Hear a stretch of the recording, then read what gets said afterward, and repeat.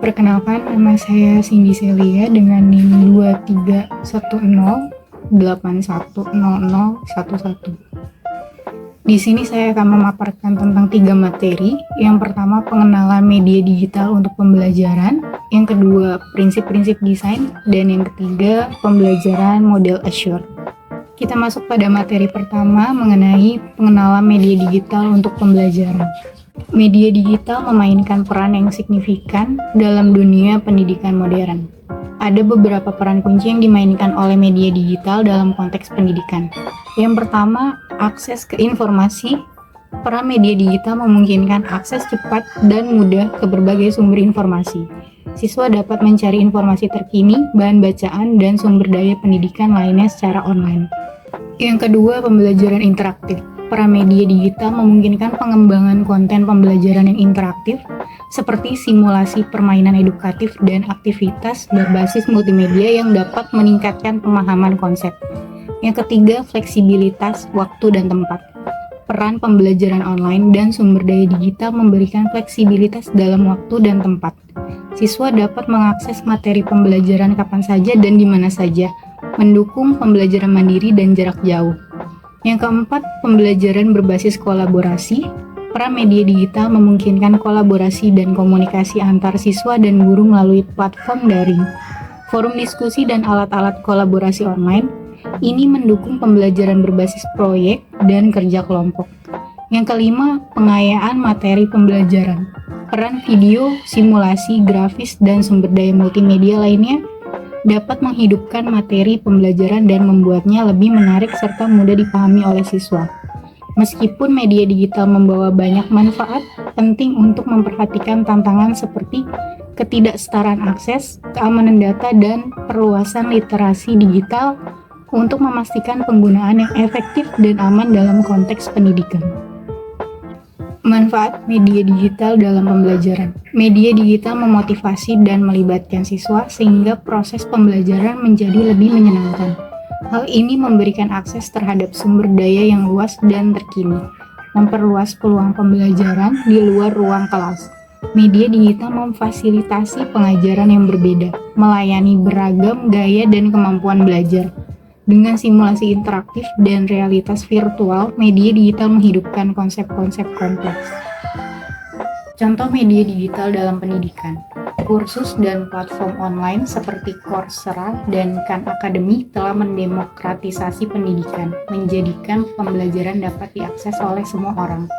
Aplikasi pendidikan dan gamifikasi melibatkan siswa dalam pengalaman belajar yang interaktif dan mendalam. Ruang kelas virtual dan konferensi video memungkinkan pembelajaran dan kolaborasi jarak jauh. Buku teks digital dan sumber daya elektronik menghemat biaya, mengurangi pemborosan, dan memberikan pengalaman belajar yang dinamis.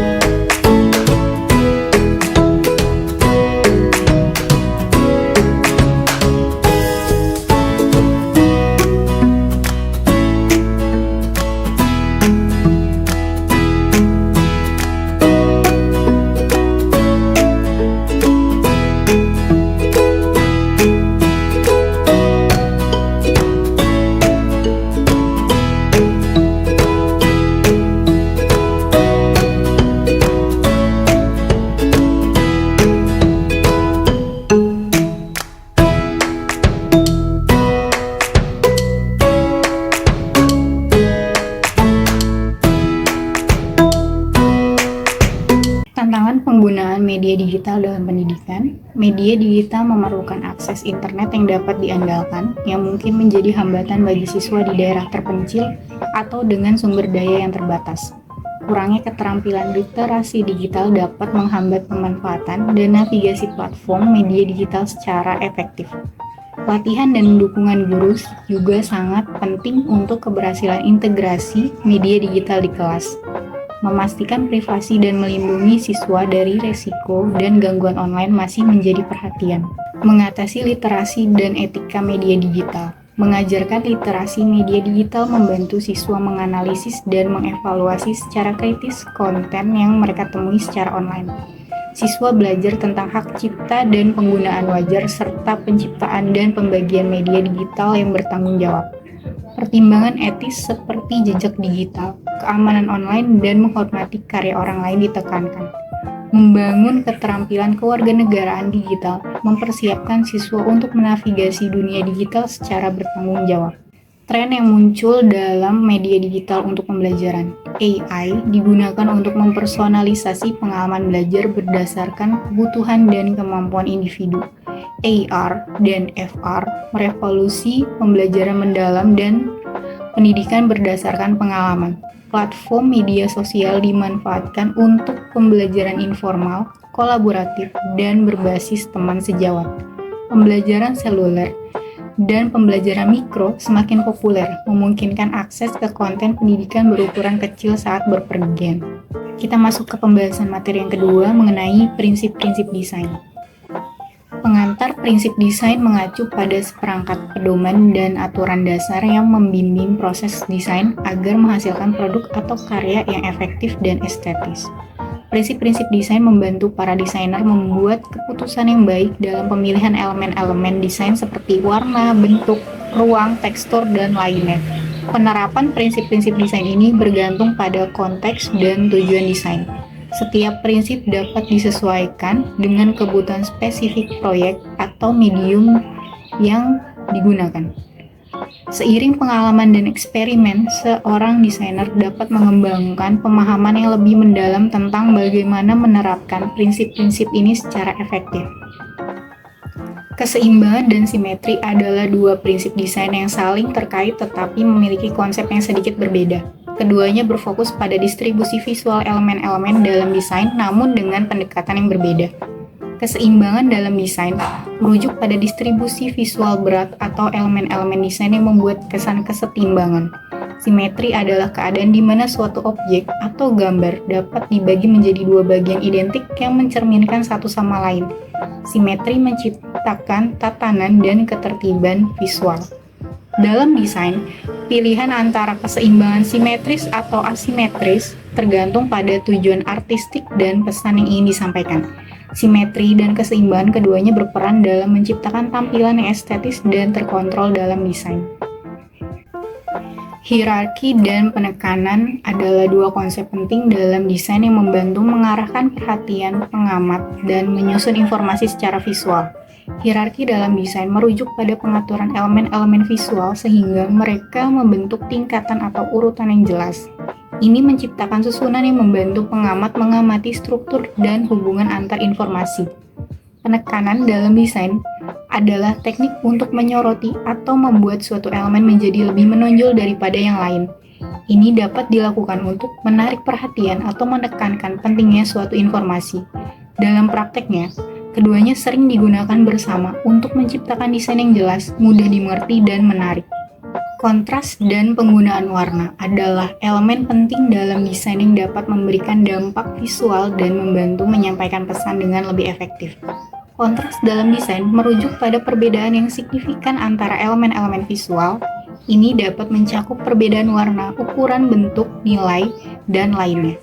Warna adalah elemen desain yang melibatkan penggunaan spektrum warna untuk menciptakan tampilan visual. Ini mencakup warna dasar, saturasi, dan kombinasi warna. Dalam desain yang efektif, pemahaman yang baik tentang kontras dan penggunaan warna dapat membantu desainer menciptakan komposisi visual yang menarik, mudah dimengerti, dan memiliki dampak kuat. Tipografi dan keterbacaan adalah aspek penting dalam desain, terutama dalam menyampaikan pesan dengan jelas dan efektif. Pemahaman yang baik tentang tipografi dan keterbacaan membantu menciptakan desain yang efektif, menarik, dan dapat dengan mudah dipahami oleh banyak orang. Spasi dan kesederhanaan adalah dua konsep penting dalam desain yang berperan besar dalam menciptakan tampilan yang bersih, mudah dimengerti, dan menarik. Dengan memahami dan menggabungkan prinsip-prinsip spasi dan kesederhanaan, desainer dapat menciptakan tampilan yang efektif, estetis, dan dapat dengan mudah dipahami oleh banyak orang. Konsistensi dan pengulangan adalah dua konsep desain yang memiliki peran penting dalam menciptakan tampilan yang teratur, mudah dimengerti, dan profesional. Konsistensi dalam desain mengacu pada penggunaan elemen-elemen desain yang seragam di seluruh proyek atau platform. Ini mencakup konsistensi dalam penggunaan warna, tipografi, ukuran elemen, dan tata letak. Pengulangan melibatkan penggunaan kembali elemen-elemen desain tertentu di seluruh proyek atau desain. Ini dapat mencakup pengulangan pola, bentuk, atau gaya yang memberikan kesan kohesif. Dengan memahami dan menerapkan konsistensi serta pengulangan, desainer dapat menciptakan desain yang tidak hanya terlihat profesional, tetapi juga efektif dalam menyampaikan pesan dan mencapai tujuan desain. Selanjutnya, kita masuk ke pembahasan yang ketiga mengenai pembelajaran model Assure. Model Assure dicetuskan oleh Hynek dan kawan-kawan sejak tahun 1980-an dalam mendesain pelaksanaan pembelajaran di ruang kelas secara sistematis dengan memadukan penggunaan teknologi dan media yang dapat digunakan untuk membantu siswa dalam mencapai tujuan pembelajaran. Metode ini terus dikembangkan oleh Smaldino sampai sekarang. Pembelajaran model Assure adalah sebuah formulasi untuk kegiatan pembelajaran yang berorientasi di kelas yang menekankan pemanfaatan teknologi dan media dengan baik agar siswa belajar secara aktif. Model pembelajaran Assure ini merupakan rujukan bagi pendidik dalam merencanakan dan menyusun pembelajaran secara sistematis dengan mengintegrasikan teknologi dan media sehingga pembelajaran menjadi lebih efektif dan bermakna bagi peserta didik. Model Assure mengacu kepada analyze learners, state objective, select methods, media and materials, utilize media and materials, require learner participation, evaluate and revise. Tahap pertama, analyze learners. Melibatkan analisis peserta didik, instruktur harus memahami karakteristik peserta didik seperti tingkat pengetahuan, keterampilan, preferensi, dan kebutuhan pembelajaran mereka. Hal ini memungkinkan instruktur untuk merancang pengalaman pembelajaran yang sesuai dengan peserta didik. Tahap kedua, state objective. Setelah memahami peserta didik, instruktur perlu merumuskan tujuan pembelajaran yang jelas. Tujuan ini harus dapat diukur dan spesifik sehingga peserta didik tahu apa yang diharapkan dari mereka setelah menyelesaikan pembelajaran. Tahap ketiga, select methods, media, and materials. Pada tahap ini, instruktur memilih metode pengajaran media dan materi yang sesuai untuk mencapai tujuan pembelajaran. Mencakup pemilihan buku teks, video, perangkat lunak, alat-alat pembelajaran, dan metode instruksional yang relevan. Tahap keempat, utilize media and materials. Setelah memilih media dan materi, instruktur menggunakannya dalam pengajaran. Mereka memastikan bahwa semua alat yang dibutuhkan untuk mengajar tersedia dan berfungsi dengan baik. Tahap yang kelima, require learner participation. Instruktur harus memastikan bahwa peserta didik secara aktif terlibat dalam pembelajaran ini dapat mencakup berbagai aktivitas seperti diskusi, tugas proyek, atau interaksi dalam kelompok. Tahapan keenam, evaluate and revise. Pada tahap terakhir, instruktur mengevaluasi efektivitas pembelajaran. Mereka mengumpulkan data untuk menilai apakah tujuan pembelajaran telah tercapai dan apakah peserta didik telah memahami materi dengan baik. Jika diperlukan, perubahan dan revisi dilakukan untuk meningkatkan pengalaman pembelajaran. Setiap jenis model pembelajaran biasanya memiliki kelebihan dan kekurangannya masing-masing. Begitu juga dengan model pembelajaran Assure. Penerapan ini perlu mempertimbangkan konteks kebutuhan pembelajar dan ketersediaan sumber daya. Untuk kelebihannya, yang pertama, terintegrasi dengan teknologi. Model ini mencakup penggunaan teknologi dalam desain pembelajaran, membantu meningkatkan daya tarik dan interaktivitas pembelajaran. Yang kedua, fokus pada analisis pembelajar dan standar. Pendekatan ini menekankan analisis mendalam terhadap karakteristik pembelajar dan standar pembelajaran, memastikan bahwa desain pembelajaran sesuai dengan kebutuhan dan tujuan. Yang ketiga, mendorong partisipasi pembelajar. Melalui tahap require learner participation, model ini mendorong keterlibatan aktif dari pembelajar, mendukung pembelajaran yang lebih mendalam. Yang keempat, evaluasi dan revisi berkelanjutan. Terdapat tahapan evaluasi yang terstruktur, memungkinkan revisi kontinu berdasarkan umpan balik dan hasil pembelajaran. Yang kelima, fleksibilitas dalam pemilihan sumber belajar. Model ini memberikan kebebasan untuk memilih dan menggunakan berbagai sumber daya pembelajaran, termasuk sumber daya berbasis teknologi. Adapun kelemahan pembelajaran model Azure. Yang pertama, kompleksitas desain. Proses Azure melibatkan langkah-langkah yang cukup kompleks yang mungkin memerlukan waktu dan sumber daya tambahan dalam perencanaan dan implementasi. Yang kedua, tergantung pada ketersediaan teknologi. Suksesnya, model ini sangat tergantung pada ketersediaan dan aksesibilitas teknologi di lingkungan pembelajaran. Di tempat-tempat dengan keterbatasan akses teknologi, implementasi mungkin menjadi sulit.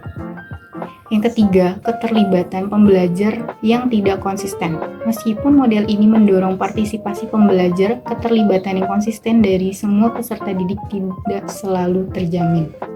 Yang keempat, diperlukan keterampilan teknologi. Penggunaan teknologi memerlukan keterampilan khusus. Jika guru atau siswa tidak memiliki keterampilan ini, implementasi model Azure mungkin tidak efektif. Yang kelima, kurang sesuai untuk semua materi. Model ini mungkin lebih sesuai untuk beberapa topik atau kelas daripada yang lain. Untuk beberapa subjek atau situasi, desain pembelajaran tradisional mungkin lebih efektif.